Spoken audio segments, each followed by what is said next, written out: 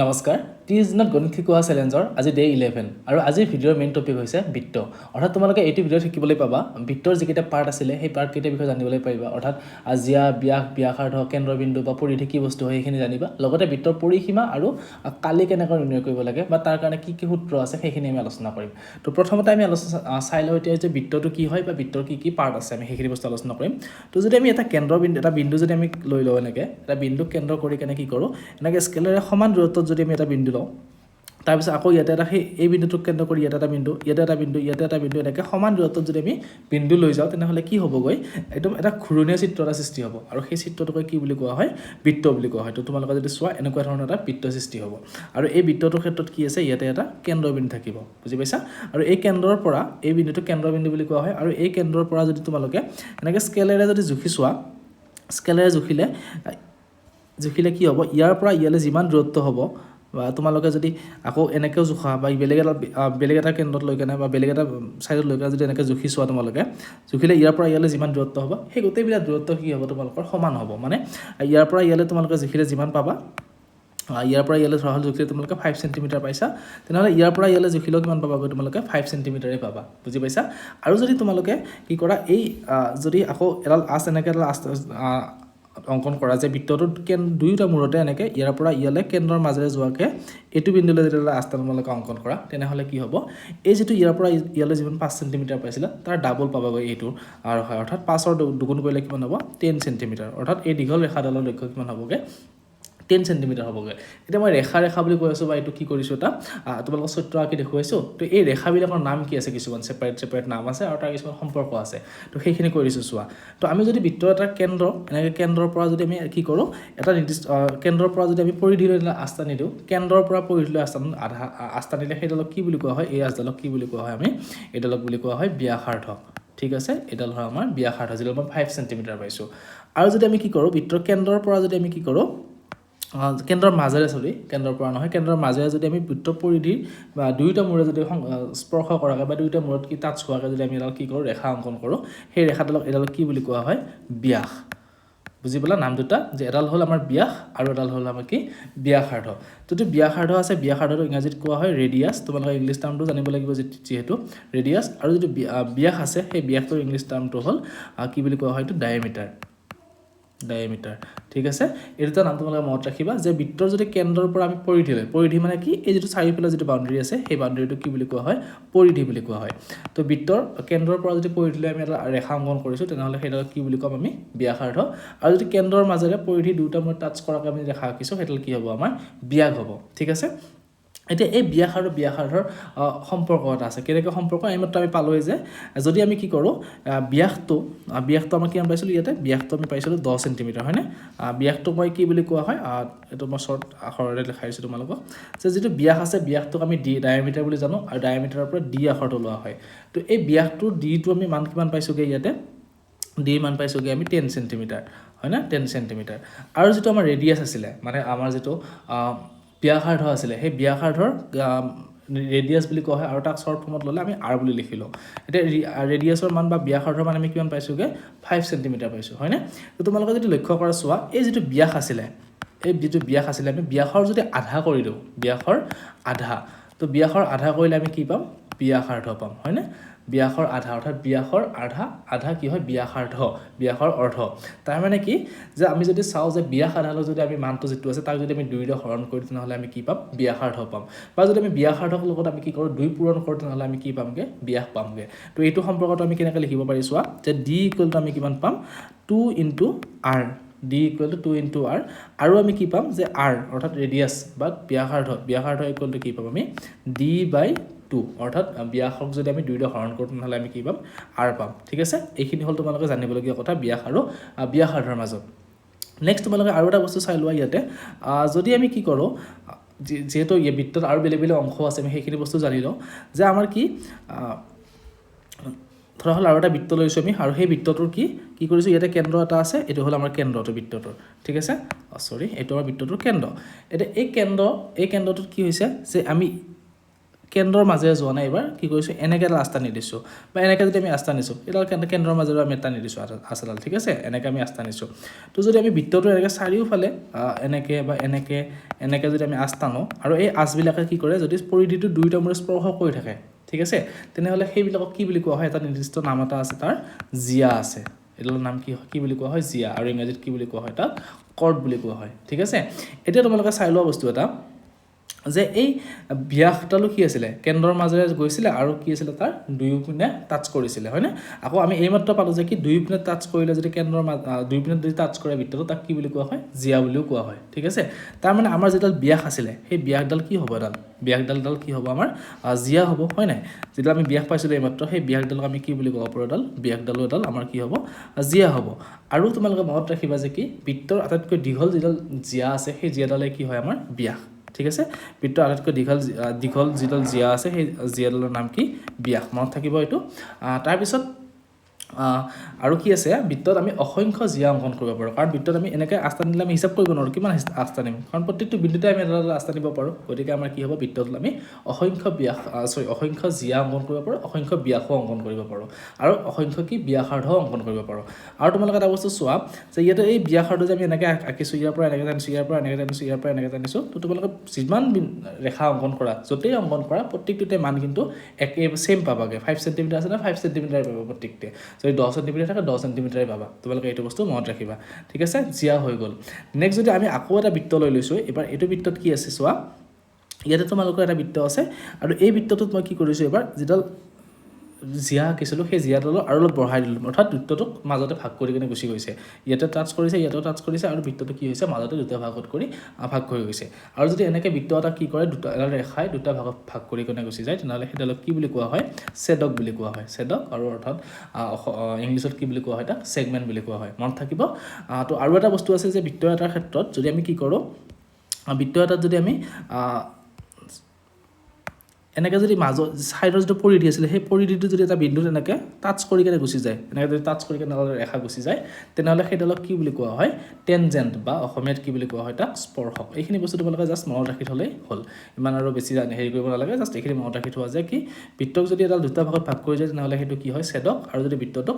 এনেকৈ কি কয় স্পৰ্শ কৰি গুচি যায় তেনেহ'লে সেইটো কি হয় স্পৰ্শক অ'কে আৰু মেইনলি আমি জানিবলগীয়া বস্তু কোনখিনি আছিলে মেইনলি আছিলে আমাৰ এই ব্যাস আৰু ব্যাসাৰ্ধটোৱেই যে ব্যাসটো কোনটো আছিলে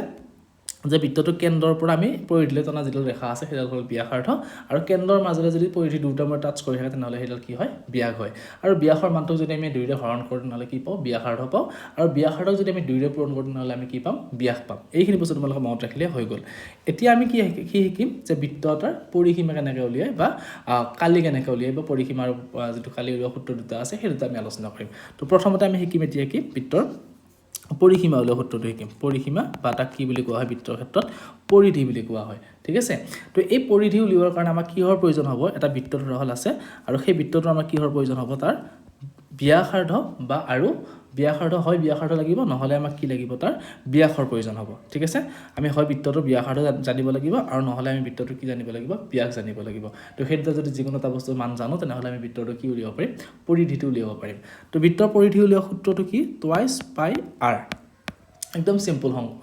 সূত্ৰ যে 2 পাই আৰু আৰ এতিয়া পাই শব্দটো আমি নতুনকৈ পাইছোঁ ইয়াতে হয় নাই পাই আখৰটো আমি নতুনকৈ পাইছোঁ এতিয়া পাইটো কি এটা গ্ৰীক আখৰ আৰু এই গ্ৰীক আখৰটোৰ পাইটোৰ মান কি হয় 7/22 ঠিক আছে তোমালোকে যেতিয়া অংক কৰিবা এই পাই সলনি 7/22 লিখিবা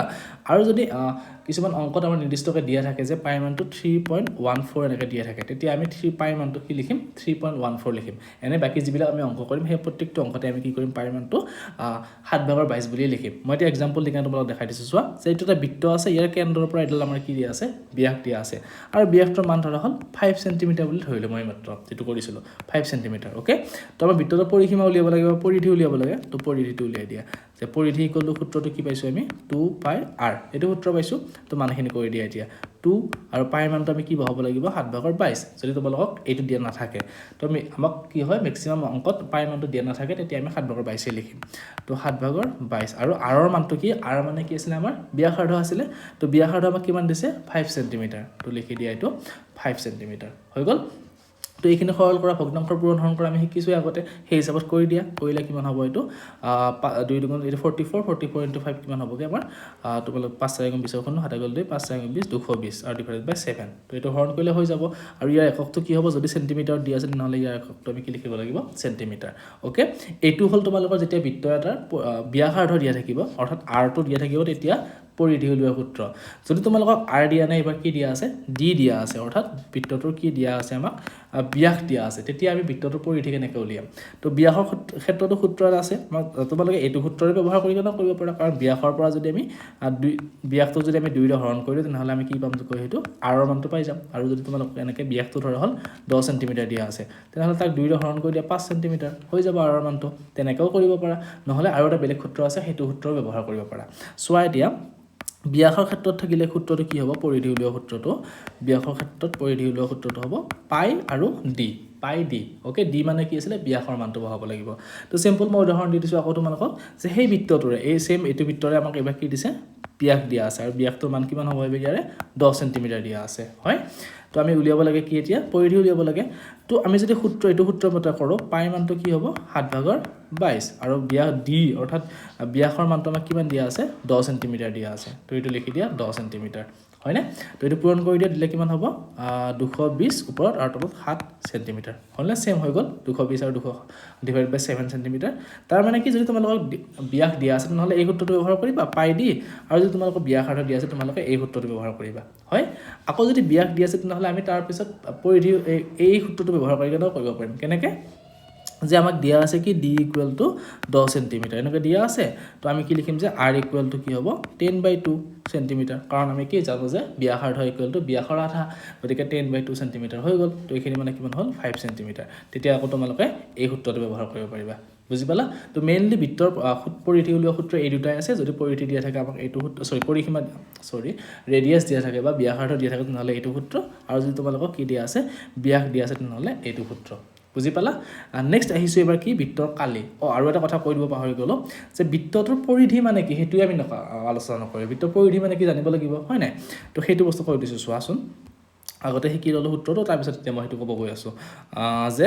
এটো আমাৰ বৃত্তটো হয় না ইয়াৰ পৰিধি মানে কি যে আমি এই বৃত্তটোত যিখিনি কলা ৰঙৰ যিখিনি এনেকা আস্তানা আছে এনেকা গোটেইখিনি যেনেকৈ আস্তানা আছে এইখিনি তো এই গোটেইখিনি যদি আমি এডাল ৰছী লৈ কেনে এনেকৈ জুখি চাওঁ এডাল ৰছী লৈ কেনে যদি জোখো তাত জোখাৰ পিছত যিটো আহিব যেটো দৈৰ্ঘ্য ওলাব সেই দৈৰ্ঘ্যটো মানে কি তোমালোকে যদি এনেকৈ ৰছী এডাল লৈ কেনে জুখিছা ইয়াৰ পৰা এনেকৈ ৰছী এডাল লৈ কেনে এনেকৈ জুখি দিছা তাৰপিছত সেই ৰছীডালটো আমি কি কৰিব পাৰোঁ ৰছীডাল লৈ আহি কেনে যদি আমি পোন কৰি দিলে কি হ'ব এনেকুৱা টাইপ হৈ যাব না নাই হৈ যাব তো সেই ৰছীডালৰ দৈৰ্ঘ্যটো যেটো হ'ব সেইটোৱে পৰিধি আৰু সেইটো উলিওৱাৰ সূত্ৰটো আমি এইমাত্ৰ শিকিলো এবাৰ আহিলে বৃত্তটোৰ কালি উলিওৱা সূত্ৰ তো বৃত্তৰ কালি মানে কি জানানে বৃত্তৰ কালি মানে কি এই বৃত্তটো যে এই বৰ্ডখনত বা এই হোৱাইট পেপাৰখনত কি কোনখিনি ৰং কোনখিনি আগুৰি থাকে এইখিনি ঠাই আগুৰি আছে হয় না তো এই ঠাই আগুৰি থকাখিনি বা মই ৰঙা ৰং কৰি দিছোঁ এই ৰঙা ৰং কৰি থকা ঠাইখিনি আগুৰি আছে তো সেই ঠাইখিনি কিমান ঠাই আগুৰি আছে সেইটো যদি আমি জুখিব যাওঁ সেইটোৱে কি হ'ব বৃত্তটোৰ কালি হয় আৰু বৃত্তটোৰ কালি উলিয়াবৰ কাৰণে আমি কি জানিব লাগিব আকৌ সেই একেই নিচিনা তাৰ আমি কি জানিব লাগিব ব্যাসাৰ্ধ হয় জানিব লাগিব ব্যাসাৰ্ধ জানি কেনে কৰিব পাৰো আমি আৰু নহলে আমি কি কৰিব পাৰো তাৰ যদি ব্যাসাৰ্ধ জানো এইটো হ'ব আৰু যদি আমি ব্যাস জানো তেনেহলে তাৰ আমি কি উলিয়াব পাৰো কালি উলিয়াব পাৰো বুজি পালা তো এইটো উলিওৱাৰ সূত্ৰটো কি চাবা যে যদি আমি ব্যাসাৰ্ধ জানো আমি ঠিক আছে প্ৰথমতে ব্যাসাৰ্ধ জানাটোৱে কৰিছো যদি আমি ব্যাসাৰ্ধ জানো তেনেহলে সূত্ৰটো কি হ'ব পাই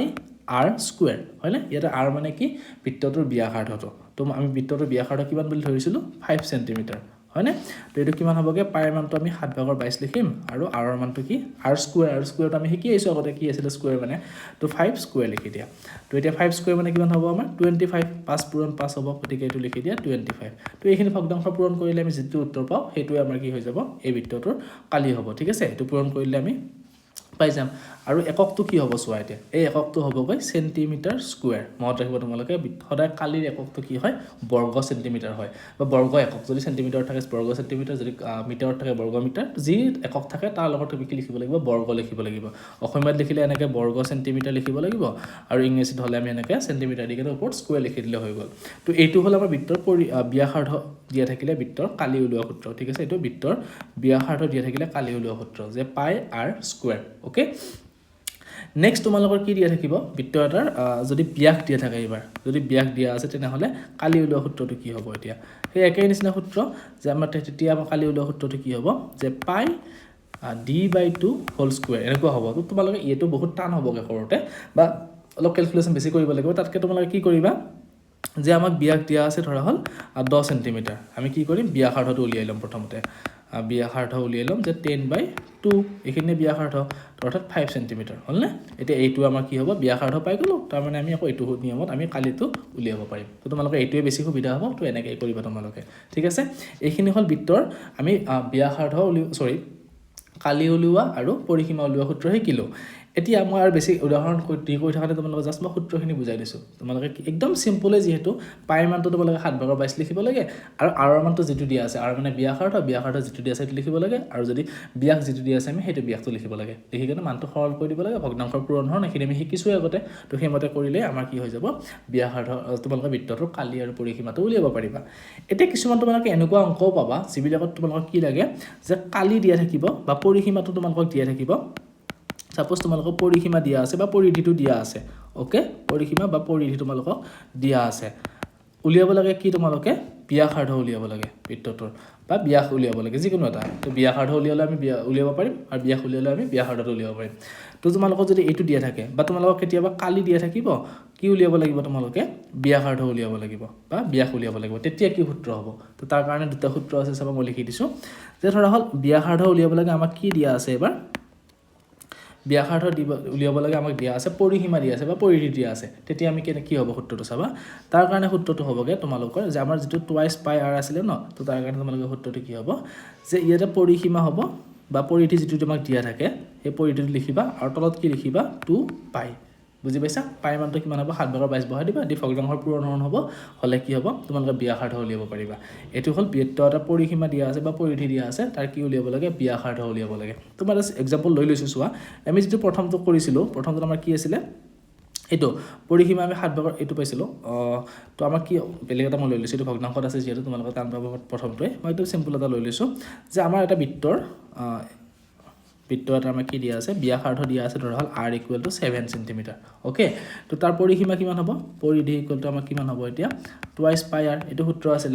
তো 2 * পাই মানটো কিমান 7/22 আৰু r মানটো কিমান পাইছে এবাৰ 7 সেন্টিমিটাৰ দিয়া আছে গতিকে 7 লিখি দিছো তো এটো খালি কেনসেল হ'ল থাকিলে কিমান আমাৰ 44 সেন্টিমিটাৰ হয়নে এতিয়া চোৱা তোমালোকক ধৰা হল এই অংকটোত তোমালোকক কি দিছে পৰিসীমাটো দিয়া আছে কিন্তু এই r টো দিয়া নাই এটো উলিয়াব লাগে তোমালোকে কেনেকৈ কৰিবা তে এইটো সূত্ৰ ব্যৱহাৰ কৰিবা তেতিয়া তোমালোকে যে ব্যাসাৰ্ধ = পৰিধি বাই টুৱাইস পাই তো কেনেকৈ কৰিম চাবা পৰিধি মানে কি পৰিধি মান তোমাক দিয়া থাকিব 44 সেন্টিমিটাৰ তো তোমালোকে লিখি দিবা ইয়াতে 44 সেন্টিমিটাৰ ওকে তলত লিখিবা 2 আৰু পাই মানটো কিমান 7/22 হয়নে তো এইখিনি সৰল কৰি দিয়া ওপৰত থাকিব কিমান 44 তলত থাকিব কিমান 44/7 ভগ্নাংশৰ হৰণ আহিলে ভগ্নাংশৰ হৰণ আমি শিকিছোৱে তো 44 * কি হ'ব এটো 7/44 তো 44 কেনসেল গল থাকিলে কিমান 7 অৰ্থাৎ বৃত্তটো ব্যাসাৰ্ধ আমি কিমান পালো এতিয়া 7 সেন্টিমিটাৰ হয়নে তো তোমালোকে এই সূত্ৰটো ব্যৱহাৰ কৰি কেনে এনেকা সৰল কৰিলে পৰিধি দিয়া থাকিলে ব্যাসাৰ্ধ উলিয়াব পাৰিবা হৈ গল এবাৰ নেক্সট তোমালোকক ধৰা হল কালি দিয়া আছে এবাৰ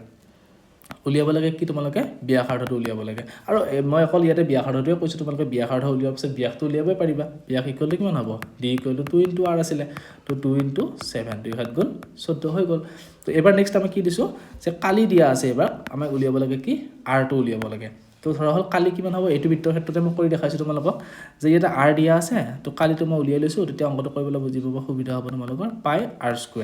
তো পাই মানটো যেহেতু 7/22 আৰু r মানটো কিমান হ'ব 7 * 7 স্কয়াৰ তো এটা 7 লগত কাটা যাব থাকিব কিমান এটো 44 * 7 তো এটো কিমান হ'ব 7 * 7 28 আর হাতে গল 2 7 * 28 দিয়ে 30 308 সেন্টিমিটাৰ স্কয়াৰ ওকে তো এতিয়া মই এটো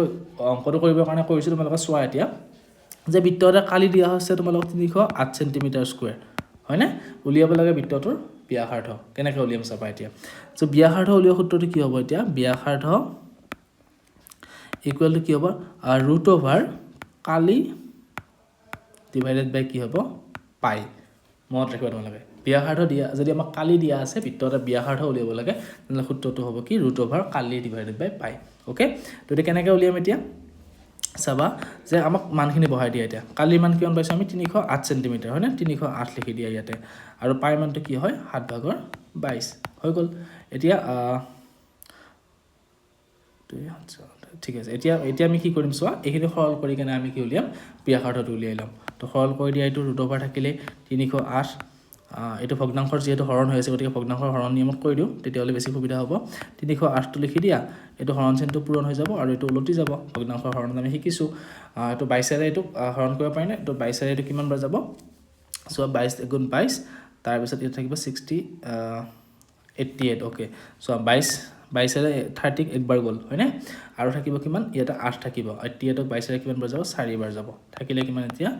14 * 7 হয় 14 * 7 এতিয়া ব্যাসাৰ্ধ কিমান হ'ব এইটো অংকত এটা বস্তু মই লিখোতে ভুল হোৱা নাই তো ইয়াতে পূৰণ কৰোতে চাওঁ 7 7 গ'ল এইটো বস্তু মই কৰোতে ভুল হৈ গৈছে চোৱা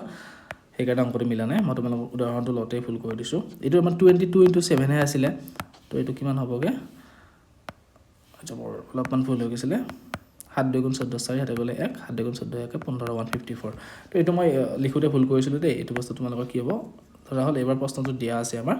154 সেন্টিমিটাৰ স্কয়াৰ আমাক কালি দিয়া আছে ওকে তো আমাক উলিয়াব দিছে বৃত্তটো ব্যাসাৰ্ধ উলিয়াব দিছে তো এইটো মোৰ লিখোতে 154 হ'ব এইটো আমাৰ কিমান হ'ব 154 এইটো আমাৰ কিমান হ'ব 154 আৰু তলত থাকিব 22 তো 22 ৰে 154 কেইবাৰ যাব 7 বাৰ যাব 7 2 * 14 7 2 * 14 ওকে 7 বাৰ গ'ল হয়নে তো থাকিব কিমান ইয়াতে এতিয়া 7 * 7 হ'ব হয়নে তো বৰ্গমূল কিমান হ'ব এই দুটাৰ 7 * 7 মানে হ'ব √7 স্কয়াৰ অৰ্থাৎ এইটো কিমান হ'বগৈ 7 তাৰ মানে কি ব্যাসাৰ্ধত আমি কিমান পাই গ'লো 7 সেন্টিমিটাৰ বুজি পাইছা তাৰ মানে কি এতিয়া যে আমি যদি বৃত্ত এটা ব্যাসাৰ্ধ দিয়া আছে তেনেহলে কালি দিয়া আছে ব্যাসাৰ্ধ উলিয়াবলৈ তেনেহলে তোমালোকে এই সূত্ৰটো ব্যৱহাৰ কৰিব পাৰা হয়নে আৰু যদি তোমালোকক পৰিধি দিয়া আছে ব্যাসাৰ্ধ উলিয়াবলৈ তেনেহলে তোমালোকে এই সূত্ৰটো ব্যৱহাৰ কৰিবা আৰু ব্যাসাৰ্ধ পালে আমি ব্যাস উলিয়াব পাৰিম গতিকে মেইনলি তোমালোকে কি এই সূত্ৰকেইটা যদি মনত ৰাখিব ৰাখা বা একদম বুজি পোৱা সুবিধা সূত্ৰ হয় বা সহজে সূত্ৰ হয় ইমান মনত ৰাখিবলগীয়া একো নাই তো তোমালোকে এই দুটা সূত্ৰ জানিলে ধুনীয়াকৈ বৃত্তৰ ক্ষেত্ৰত যিকোনো অংক আহিলে কৰিব পাৰিবা তো ভিডিঅ'টো আজি ইমানলৈ সামৰিছোঁ ইয়াৰ পিছৰ ভিডিঅ'টোত মই নেক্সট বেলেগ এটা কনচেপ্ট লৈকে আহিম তো তোমালোকে চেনেলটো ছাবস্ক্ৰাইব কৰিবা আৰু চেনেলখিনি চাই থাকিবা ধন্যবাদ